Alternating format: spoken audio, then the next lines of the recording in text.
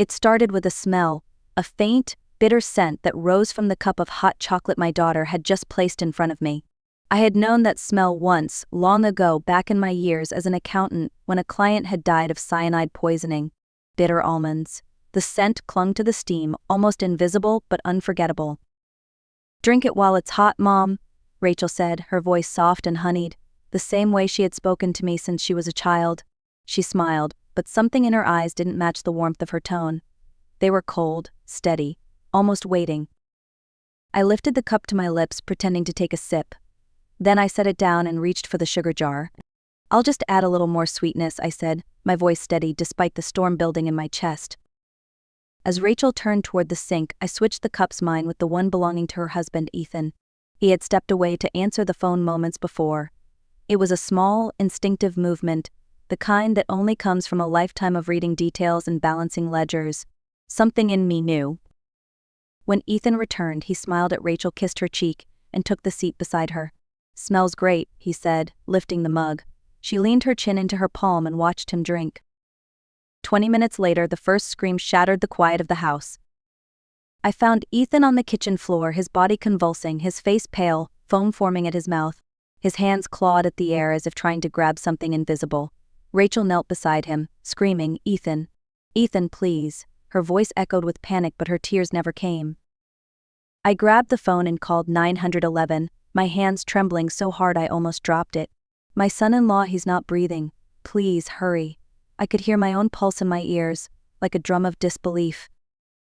As the dispatcher asked for details, I watched Rachel press her hands to Ethan's chest, her cries growing louder, more desperate. Yet through that noise my mind began connecting details, tiny, logical pieces that refused to be silenced. Why had she insisted I drink the hot chocolate right away? Why had she made 3 cups when she knew Ethan never drank it in the afternoon? And why, as she knelt beside her dying husband, did I still see that glint of calculation in her eyes? The paramedics arrived within minutes that felt like hours. They worked over Ethan while Rachel clung to me, sobbing into my shoulder. "Mom, he's dying. Please do something." For a moment I wanted to believe the performance. I wanted to believe that the girl I had loved for 30 years was incapable of such cruelty. But deep down I already knew. The bitter scent, the steady gaze, the cold precision, it all added up. As they loaded Ethan into the ambulance, I followed in my car, my mind racing through 3 decades of memories that now looked different under the harsh light of suspicion. That was the moment I realized the unthinkable.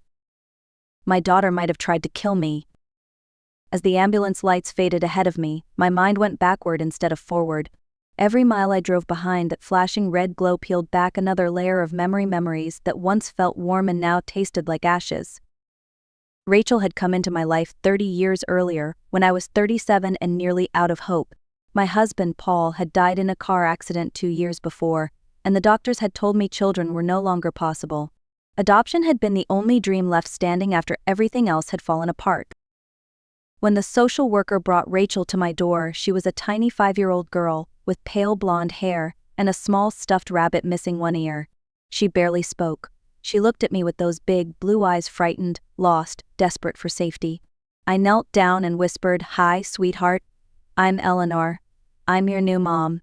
She just stared for a moment before placing her small hand on my cheek. "Mommy," she said softly. I cried that night, certain that love had finally returned to my life. The first few months were peaceful. Rachel was polite, affectionate, almost too perfect. But then small, strange things began to happen. My cat, Daisy, died suddenly. The vet said she had eaten something toxic. A few weeks later, all the fish in my aquarium were floating dead one morning. Then a neighbor's dog was found poisoned. Each time, Rachel cried harder than anyone else, sobbing over the cat, writing a little goodbye note for the fish, hugging me with trembling arms. I told myself it was coincidence. Trauma, a child trying to adjust. I told myself what every lonely, hopeful mother tells herself when the truth is too painful to face. By the time she turned 10, Rachel had mastered the art of charm. Teachers adored her. Neighbors praised her manners. But at home I started to notice her lies, small, deliberate, and told with a calm that chilled me. If money disappeared from my purse, she would swear she hadn't touched it, her expression steady, unflinching. Once, she accused a classmate of bullying her, only for the teacher to later tell me Rachel had been the one tormenting others. Still, I forgave everything. I thought I was healing a broken child. I thought patience and love could fix anything. I gave her everything: school, therapy, time, safety. But as I followed the ambulance that night, one thought echoed louder than the sirens. Maybe I hadn't been healing Rachel. Maybe I had been protecting something far darker. When we arrived at the hospital, chaos swallowed the emergency room. Doctors rushed Ethan onto a stretcher, nurses calling codes I didn't understand. Rachel ran beside them, crying out his name, her voice raw and theatrical. I followed quietly, gripping my purse so hard my knuckles turned white. A nurse stopped me at the doorway. "Ma'am, please wait here."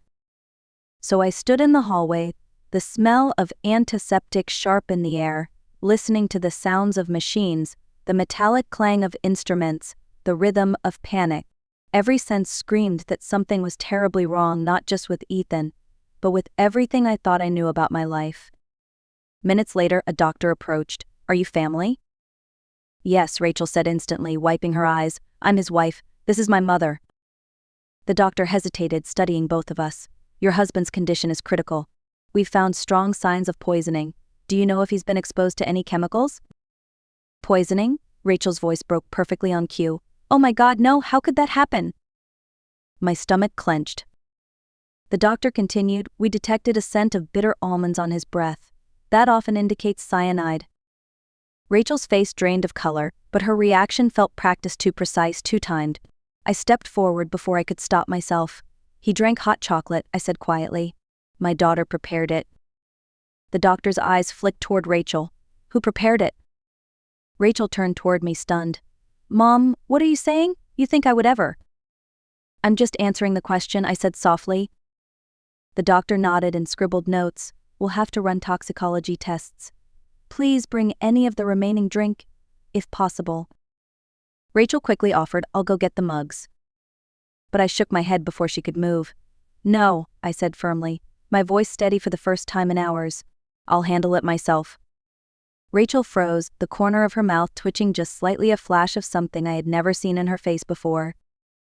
In that moment, I realized this was no misunderstanding. This was a performance she had rehearsed for years. And I, for 3 decades, had been her audience. That night, Rachel insisted I stay over. "Please, Mom, I can't be alone after what happened," she said, her voice trembling as she poured another cup of tea. "What if whoever did this comes back?" The thought of sleeping under her roof made my skin crawl, but I agreed. Not because I trusted her, but because I needed to know the truth. After midnight, when the house grew still, I slipped out of bed. The moonlight cut through the blinds, painting silver lines across the hallway. Rachel's room was quiet. I could hear the slow rhythm of her breathing. In the kitchen, I began my search.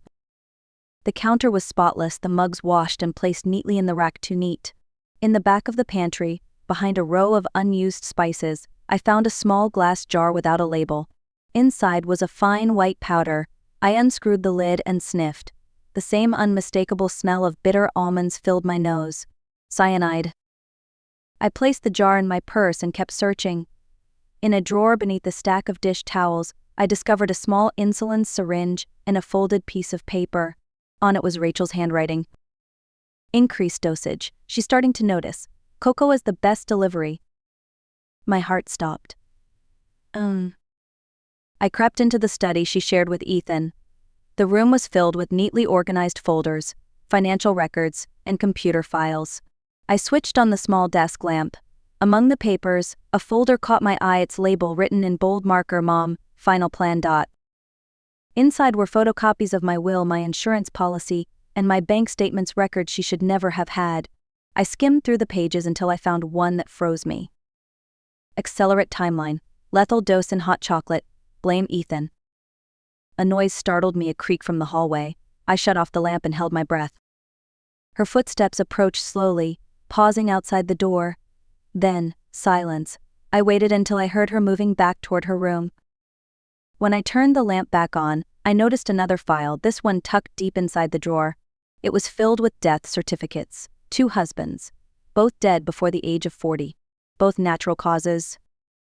And at the bottom, a diary, page after page describing dosages, symptoms, and dates, precise, emotionless records of each man's death. By the time I returned to my room, My hands were shaking. I tucked the jar and the diary into my bag and sat on the bed, staring into the dark.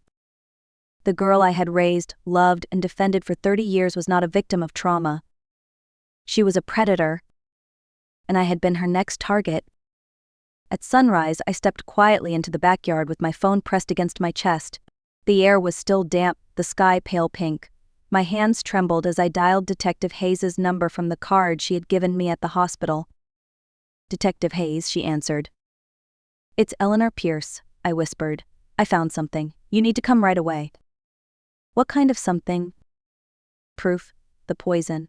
And evidence she's killed before." There was a long silence on the line. "Ma'am, are you sure?" "I'm looking at her handwriting, her plans, her victims." Hayes' tone changed instantly, steady, professional. "All right, Mrs. Pierce, stay calm. We'll send a patrol car within the hour. It'll look like a routine follow-up visit. Do not confront her." I thanked her and hung up. My heart was pounding so loudly it almost drowned out the birds. When I went back inside, Rachel was at the kitchen counter, humming softly while spreading jam on toast as if nothing had happened. "Good morning, Mom," she said brightly. "Did you sleep?" "Not much. I've been thinking," she continued, "maybe we should hire a private investigator to find out who poisoned Ethan. We can't just trust the police." Her tone was calm, deliberate. She was testing me.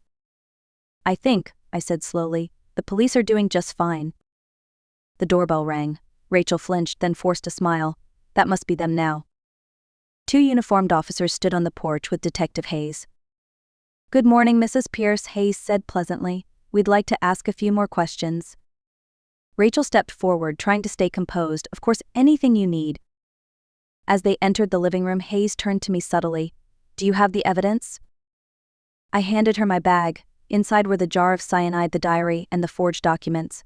She glanced through the pages quickly, her face tightening. Minutes later, I watched from the doorway as the officers led Rachel out in handcuffs. She didn't resist. She didn't cry.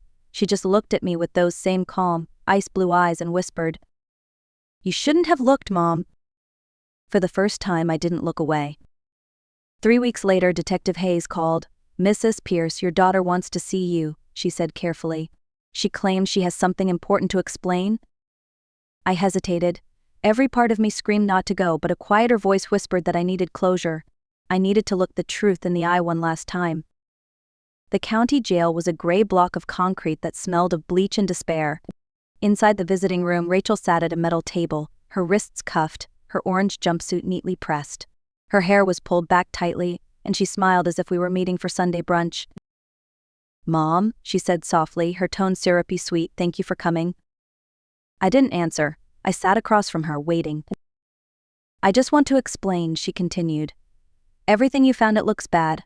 I know, but it's not what you think. I never wanted to hurt you. I was protecting you." "Protecting me?" I repeated quietly.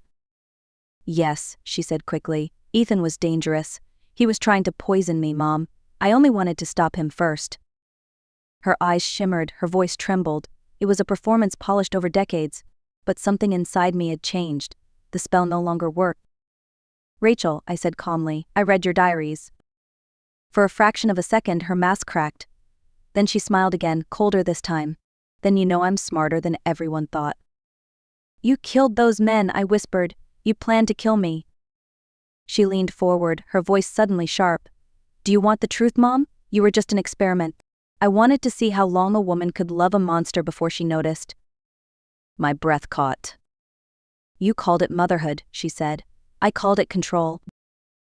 "Why?" I asked. "I gave you everything? A home, safety, love?" She tilted her head, her expression empty. "You gave me what I needed: money, respectability, and identity. But love, I don't believe in that. People like you do."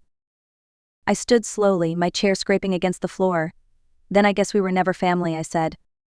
Her smile widened, cruel and bright. "Oh, we were, Mom. You were the perfect mother for a sociopath." I turned toward the door. "Goodbye, Rachel." "Mom," she called after me, "you'll regret turning on me. I always finish what I start." I didn't look back. For 30 years, I had been afraid of losing her. Now, I was finally free of her. The trial began 3 months later in the county courthouse. Reporters filled the hallway. whispering Rachel's name like it was a legend. The Poison Widow, one headline read. I sat in the front row, hands folded, my heart steady. I wasn't there as her mother anymore. I was there as a witness. The prosecution presented her diaries, the cyanide, the insurance documents, all in her handwriting. Every page was like a knife. Rachel sat still, expressionless, her eyes darting across the courtroom, as if studying her next move. When Ethan took the stand, his voice trembled. She told me she'd perfected ways to kill without leaving a trace. When I tried to leave, she said she'd kill Eleanor next. The jury listened in stunned silence. His words stripped away any doubt that might have remained. When my turn came, I spoke quietly but clearly. For 30 years, I thought I was a mother.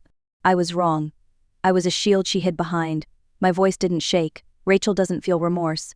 She feels strategy.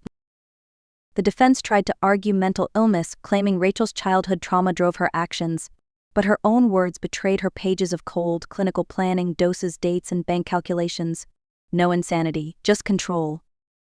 The jury deliberated for 4 hours. When the verdict was read guilty on all counts, Rachel didn't flinch. She looked at me and smiled faintly, as if to say, "You still lost." But she was wrong. For the first time in 3 decades, I had won something more valuable than forgiveness. Freedom. 5 years later, I woke up to birdsong instead of sirens. The air outside my window smelled of pine and rain. I had moved to Asheville, North Carolina, a small house surrounded by hills, sunlight, and silence. It was the kind of place I once dreamed of retiring to, back when life still made sense. Ethan lived nearby, just a few blocks away. After the trial, we had become family in a way blood could never define. He had survived Rachel's poison, but not without scars. Together, we built a new life from the ashes of the old one. 2 years later, he adopted 2 siblings, a boy and a girl, from a local shelter. Their names were Noah and Lily. I became Grandma Ellie. Some days, when I watch them playing in the yard, I think about Rachel, not with anger anymore, but with a quiet understanding of what she could never feel: peace. I started a foundation that helps adoptive families recognize emotional manipulation early. We teach parents how to see the signs, how to balance love with awareness. It's called the Clear Heart Project. Every time a family tells me they avoided disaster because of something we taught, I feel a small piece of healing. One afternoon, I received a letter from the women's prison in Ohio. The handwriting was Rachel's. She said she had found religion, that she was sorry, that she wanted me to visit. I stared at the letter for a long time before placing it in the fireplace. Some doors don't need to reopen. That night, I sat outside watching the stars with Noah and Lily beside me. "Grandma," Lily asked, "do bad people ever become good?" I took her hand. "Some try," I said, "but some just pretend. That's why we must learn to tell the difference." When they went to bed, I stayed on the porch, listening to the wind move through the trees. I realized I no longer felt haunted. Forgiveness, I learned, isn't always love. Sometimes it's letting go completely so that your own heart can breathe again. If you've made it this far, thank you for listening to Eleanor's story. It isn't just about betrayal or justice, it's about awareness. About learning that love should never silence instinct. That sometimes protecting your peace means letting go of someone you once called family. If this story touched you, share it. Not for numbers, but for the people who might still be blinded by love and denial. Hit like, subscribe, and tell us in the comments. Do you believe every person can truly change? Or are some hearts simply beyond redemption? This is The Art of Revenge, where truth, pain, and strength find their voice.